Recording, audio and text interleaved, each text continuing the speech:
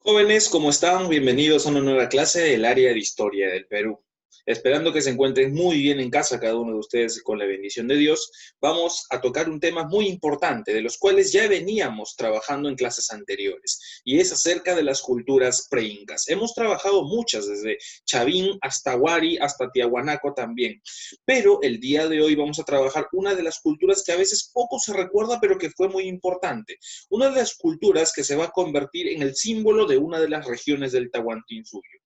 ¿Qué región del Tahuantinsuyo estamos hablando específicamente? El Chincha y Suyo.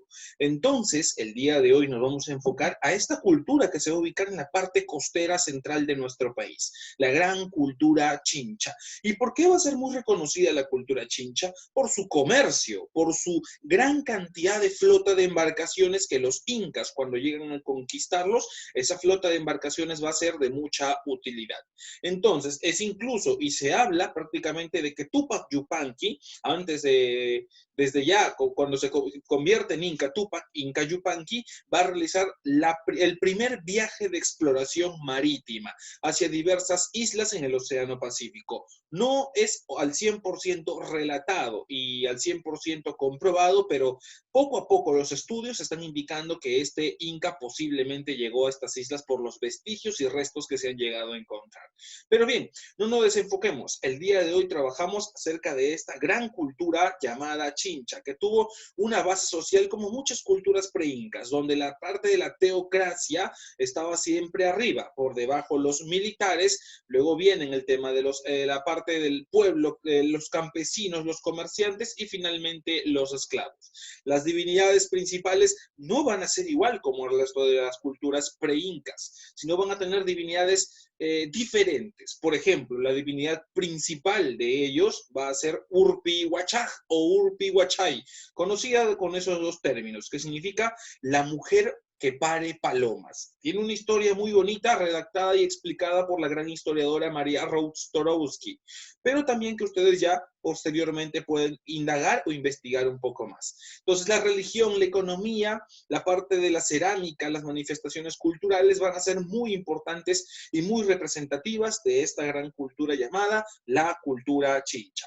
Entonces, sin más perder tiempo, a continuación vamos a ver parte de lo que fue esta gran cultura chincha y sus manifestaciones culturales, sus características que llevaron prácticamente a esta cultura a ser una de las más importantes en la zona central de nuestro país. Bien, tenemos en imágenes la cultura chincha, la parte de lo que es el mapa, las rutas marítimas que ellos van a intentar realizar el comercio. Uno de los objetos de los cuales voy adelantándote de lo que van a comercializar mucho es el llamado muyu, el spondylus. Esto supuesto es como una especie de concha marina, que van a utilizar también el muyu para lo que es la parte de la tinta, para lo que es pintar los tejidos que ellos mismos van a realizar.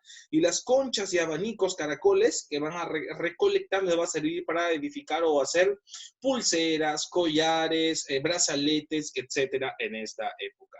Vamos a ver que el intercambio comercial no solamente lo van a realizar entre las partes aledañas de ellos, sino también incluso van a llegar a la zona del altiplano, donde se han encontrado vestigios que la carne de llama, por ejemplo, también era de su dieta alimenticia o parte de su alimentación. Significa que ellos comercializaban también con la zona del altiplano, en esto muy conocido de nuestro antiguo Perú llamado el famoso trueque. Bien, veamos. Cuando hablamos de la cultura chincha, estamos hablando de muchas cosas, como por ejemplo la orfebrería, en los principales que vamos a observar las formaciones como los vasos narigones, que ahí observas. Tenemos la silografía, como estás observando, que es el trabajo en madera, remos. O sea, los remos que utilizaban las embarcaciones no eran unos remos así planos, normales, como hoy en día los ven, sino tenían tallados y trabajos. Esto se le llama la silografía, muy importante en la cultura chincha. Fueron grandes comerciantes, navegantes que realizaron el famoso trueque a través de la zona marítima y terrestre y sobre todo comercializaban mucho el spondylus o el muyu. Ahí en imágenes tenemos algunas de las embarcaciones que se asemejan un poco a los famosos caballitos de Totora que algunas culturas de la parte norte de nuestro país ya estaban utilizando estas embarcaciones. La capital principal de esta cultura chincha va a ser Tambo de Mora, un sitio arqueológico al día de hoy, o una ciudad, perdón, a base de adobe en esa época, que fue muy elaborada, muy diseñada, todo este centro que se va a convertir en la capital principal de esta gran cultura chincha. La ubicación geográfica, ¿dónde se ubicó esta cultura chincha? Ellos se van a expandir hacia los valles de Cañete, Pisco, Ica y Nazca. Va a iniciar aproximadamente la cultura chincha hacia el año 1100 después de Cristo y va a finalizar en el año 1450 después de Cristo, producto de ¿qué? De la invasión incaica. Tenemos la capital, Centinela, Tambo de Mora por el norte y Cerro Centinela, San Pedro por el sur. Pero ojo, que no te olvides que la capital en sí, la parte principal, va a ser llamada Tambo de Mora. La extensión se va a expandir por Cañete, Pisco, Ica y Nazca, todas estas provincias que actualmente son muy extensas e importantes. Las actividades que van a realizar son la agricultura, la pesca y el comercio. Eran gobernados, ojo, en la parte de la pirámide social. Aquí no hay la parte llamado de un rey, un emperador. El título original del líder de esta cultura chincha en la cúspide de la organización social es el famoso Chinchay Capac. Capac significa líder. Entonces, Chinchay, una especie de sacerdote superior. Entonces, este líder o Chinchay Capac es aquel que va a dirigir los destinos de esta gran cultura llamada Chincha. Su máxima divinidad era el Chinchay Capac, era prácticamente una especie de divinidad o dios casi asemejado a Huiracocha también, como lo hemos visto en culturas anteriores, pero también van a tener divinidades secundarias muy importantes, como ya les mencionaba, a Urpihuachaf o Urpihuachay.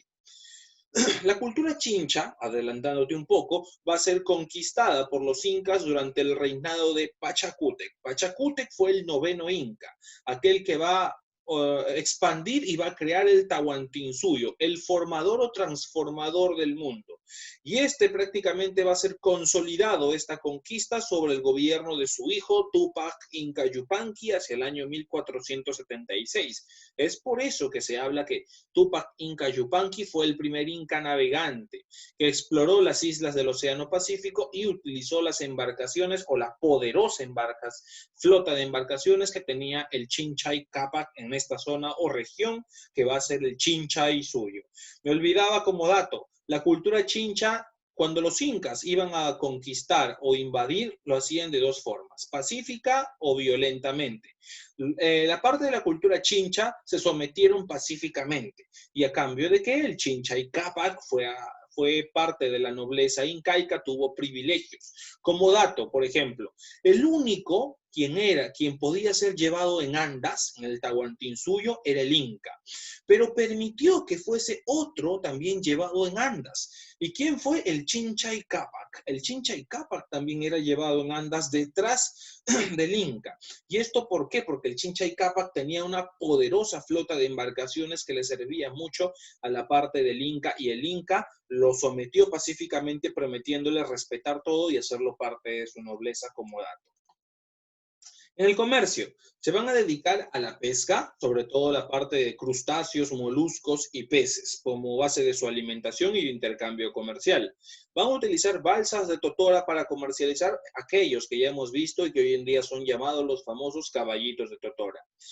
También van a inventar la moneda. Aquí, ojo, la moneda en esta época no es una moneda como la que tenemos el día de hoy de forma circular. La moneda o las primeras monedas que van a circular en la parte de las culturas pre-incas van a ser por la parte de la cultura chincha. Eran pedazos de cobre y caracoles, y esta va a servir como sistema monetario para intercambiar prácticamente los productos. De esta forma existía a través de una especie de equilibrio, porque por ejemplo, si ibas a comercializar en esa época con alguien de la parte altoandina, te daba un saco de papa y tú le dabas 3, 4 pescados, que para ellos era algo asombroso y normal, ¿no? Pero había una diferencia abismal. Un saco de papas pesa varias cantidades de kilo y 4 o 5 peces no hacían lo mismo. Entonces, con una especie de moneda de intercambio comercial en esta época ya va a surgir más o menos el equilibrio a través del intercambio comercial. Estamos hablando de que la moneda aparece a través de pedazos de cobre o de caracoles. Van a crear y utilizar el famoso tapial para sus construcciones, una especie de barro, pero ya mejorado para elaborar las máximas construcciones en templos y edificios que va a tener esta gran cultura. Existieron dos rutas para el tipo de comercio, la ruta terrestre y la ruta marítima. Se entiende cuáles fueron las dos. La ruta terrestre, por ejemplo, partía desde Chincha hasta la zona de Cusco y la meseta del Collao en Puno, en la zona del altiplano y viceversa. Como vimos al inicio, esa ruta de ese mapa, donde realizaban ellos para el intercambio comercial. Por ejemplo, la ruta terrestre llevaban el muyu, esmeraldas, pescado, calabazas y joyas. ¿Y qué traían? Traían de la parte altandina o de distintas zonas alejadas cobre, lana y carne. La carne de llama, alpaca, fue principalmente también como base de su alimentación. Utilizaron el lomo de la llama para largas travesías en esta ruta terrestre. Por tierra iban en recuas y piaras de llamas llevando mercaderías, o sea, cantidad de llamas iban llevando las mercaderías de esta gran cultura para el intercambio comercial. En la ruta marítima partían desde Chincha hasta las costas ecuatorianas y viceversa, hasta esta zona donde prácticamente llevaban el cobre. ¿Y qué traían desde las costas ecuatorianas? Traían el famoso muyu, el spondylus y las esmeraldas. Y por mar utilizaban flotas de balsas de totora que navegaban por todo el litoral. Si tú observas en la imagen, esa embarcación no es un caballito de totora simple, sino es ya una embarcación diseñada o edificada, construida para largas travesías de semanas y meses, donde ahí podían dormir, donde ahí podían alimentarse también. Muy inteligentes a la hora de elaborar una poderosa flota de embarcaciones, esta zona de la cultura chincha. Ahí tenemos justamente en el mapa, puedes apreciar la ruta hacia la parte interna de nuestro país, la ruta terrestre, y hacia la parte externa las flechas indican la ruta marítima a través del mar que llevaban hasta la zona de Ecuador o las costas de Ecuador. Este fue el sistema de intercambio comercial que van a realizar los famosos chincha. La cultura chincha va a ser una organización, si bien es cierto, fue políticamente pequeña, que se va a ubicar en una pequeña parte de nuestro país, pero va a ser muy poderosa hasta que llegue a ser conquistada por los incas. Van a practicar una práctica del comercio a través del trueque, pero ahora sí, van a utilizar, por ejemplo, sistemas de medidas, de pesas, de tal forma que van a intercambiar los productos más equitativamente. También van a practicar la silografía que les mencioné, que es el tallado en la madera de los remos. Los huacos y los ceramios van a ser con arcilla roja y la parte de las figuras van a ser antropomorfas, pájaros y peces esterilizados también como parte de su vida diaria o cotidiana. Si bien es cierto, no van a construir enormes ciudades, pero sí principales templos y palacios y algunas fortalezas que van a tener como característica principal a esta cultura a base de adobes y adobones. Van a realizar el comercio activo internacional. Por ejemplo, ¿qué van a comercializar? Chuño, el charqui de la llama, cobre, pescado salado, calabaza, maíz y huaco, como productos principales de su sistema de intercambio. En la pesca van a desarrollar ampliamente debido a su posición geográfica, pegados al mar, pero sobre todo también van a extraer peces como la sardina, la caballa, la anchoveta, moluscos y crustáceos, y también fueron recolectores de esta parte de crustáceos, moluscos, que les va a servir mucho en la parte de la confección, en algunos casos de pulseras, collares y también como parte de su alimentación. Van a tener diferentes tipos de utensilios que ellos van a elaborar para la pesca, como anzuelos y redes. La cerámica va a ser polícroma. ¿Qué significa polícroma? No uno, sino varios colores. Van a utilizar el ocre rojo, naranja, blanco, negro, etcétera. Van a tener decoraciones con motivos geométricos, por ejemplo, circulares, semicirculares, y van a tener como aves y peces porque eran parte de su vida cotidiana dentro de los gráficos. Van a también elaborar, o estas piezas van a representar a mujeres con la cabeza cuadrada y ojo en forma de gota, con la punta hacia afuera. Y estas suelen llevar una incisión horizontal en la frente y un agujero en cada oreja. Una especie de una mujer representada de esta cultura. Dentro de estas piezas están los famosos cuchimilcos que también van a ser encontrados, y estos cuchimilcos son aquellos que representan a la cultura chancay.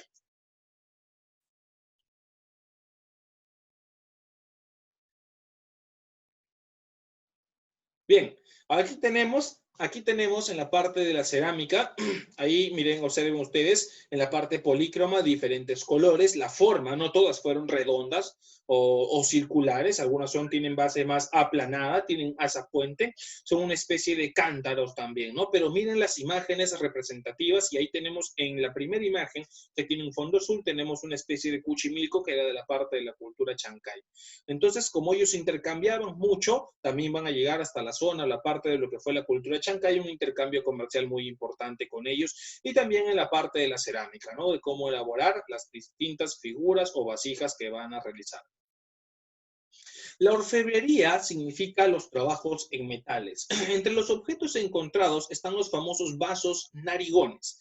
Estos van a representar un rostro humano, pero con una nariz aguileña, y están acompañados por mazorcas de maíz, peces, serpientes o aves. Van a ser hechos en oro y plata, vasijas o vasos altos con una imagen humana, pero la nariz aguileña, y también representado productos, como menciona, de su vida cotidiana.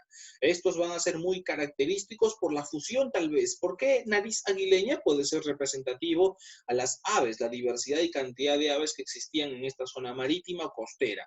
Entonces, esta es una figura antropomorfa que van a realizar a través o en base de oro y plata dentro de la orfebrería. La arquitectura. Utilizaron el adobe rectangular. Muestra de esto es la gran huaca en la Centinela en Tambo de Mora.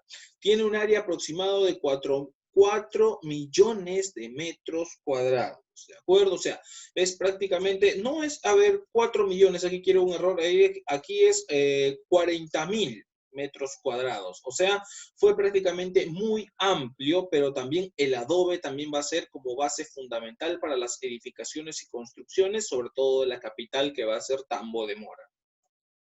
Aquí tenemos las imágenes principales de los adobes y adobones que ellos van a utilizar en esta gran cultura. Y son los restos arqueológicos que el día de hoy existen de lo que fue aquella vez la gran cultura chincha. La textilería. Van a utilizar como materia prima el algodón y la lana de camélidos. No te olvides que ellos intercambiaban territorial o terrestremente, comercializaban con la zona del altiplano y también cambiaban lana, carne de llama, y esto va a ser base principal para la confección de sus textiles. Van a ser a base de telas, ponchos y otras indumentarias. Entre las prendas está la esclavina, que va a ser caracterizado por los colores vivos y los motivos de personajes acangrejados en los bordes. Una figura más o menos que nuevamente les repito, como fue prácticamente de aquello que les representaba en su vida diaria, como los peces, aves, etcétera, y cangrejos también. Aquí tenemos las imágenes, por ejemplo, de la textilería. Observen y noten los colores, las figuras que se encuentran a un costado, como una especie supuestamente de cangrejo para ellos. Es parte de su vida cotidiana, y no te olvides que ellos realizaban diferentes tonos, tanto en la cerámica como en la textilería. No fueron bicromos, solamente dos colores, sino fueron polícromos, varios colores. El tallado en madera, conocido también como la silografía, lo van a realizar, por ejemplo, en los timones de las embarcaciones o en los remos también, hasta incluso en algunos instrumentos agrícolas para cavar o arar la tierra. En esta parte de la madera colocaban figuras humanas antropomorfas o adornadas también, o diferentes tipos de variedades como peces y aves, que era de su vida diaria.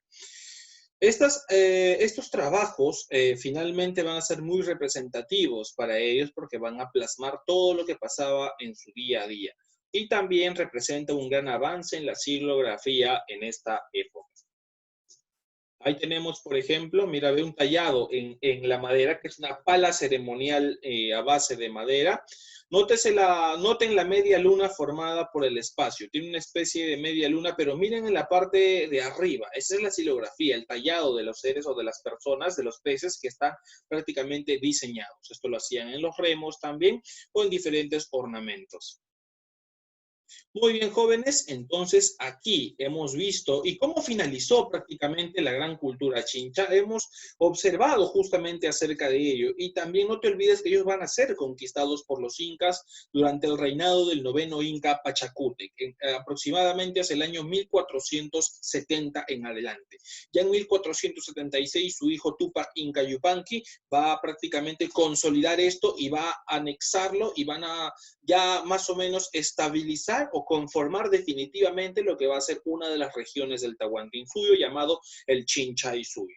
No te olvides del dato que el Chinchay Capac era el único de la nobleza, de parte de la nobleza que era llevado en andas detrás del Inca. Los otros jefes de la nobleza no lo hacían, simplemente iban a pie. Entonces la característica era que el Chinchay Capac era muy poderoso debido a la poderosísima flota de embarcaciones que tenía para lo que es el comercio marítimo y que también los incas podían utilizarlo para su comercio o tal vez eventualmente para posiblemente guerras de conquista o de invasión más adelante. Entonces, de esta forma se llegó a desarrollar esta gran cultura llamada Chincha en este espacio de nuestras culturas pre-incas. Una cultura muy importante que va a aportar con muchas cosas, con su religión, su economía, sus técnicas, etcétera, quienes los incas van a aprender mucho de ellos, por ejemplo, en la parte del comercio, con las primeras monedas a base de cobre, una especie de pedazos de cobre y caracoles también, y más o menos establecían el peso ya equilibrado para el intercambio de los productos. Muy bien, jóvenes, espero que hayan comprendido acerca de esta gran cultura chincha, la importancia que representa o representó también en la época la cultura chincha para los incas y los peruanos de aquel momento.